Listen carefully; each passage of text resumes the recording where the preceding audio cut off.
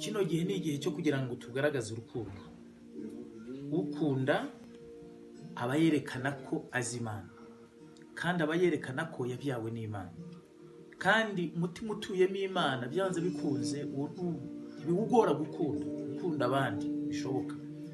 Rero hari ibintu bitatu by'ingenzi mugomba kwitaho cyane. Hari urukundo, hari kwizera. Hari urukundo, hari imbaraga z'Imana. Ni ukuvuga ngo urukundo, kwizera n'imbaraga z'Imana biba hamwe. Niyo mpamvu umutima uri mu rukundo utagira ubwoba. Niyo mpamvu umutima uri mu rukundo utabura imbaraga zo gukora no gukorera abandi. Rero Imana yerekanye urukundo rwayo itanga umwana wayo w'ikinege. Ni ukuvuga ngo yarakoze. Rero urukundo rutari mu bikorwa, urukundo rw'amagambo gusa si urukundo. Urukundo rusemurwa n'ibikorwa. Rero kino gihe mugaragaza urukundo ruri mu bikorwa, mu miryango yanyu, mu baturanyi banyu. Mutekereza abo dusengana baba bafite ibibazo.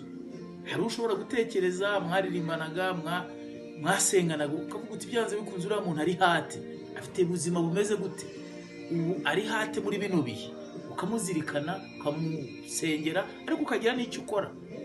Ushobora kumusunikira umuceri, ushobora kumusunikira ka mitiyu, ikiciro cy'isukari, wohereje kuri mobile money, hari icyo wakora.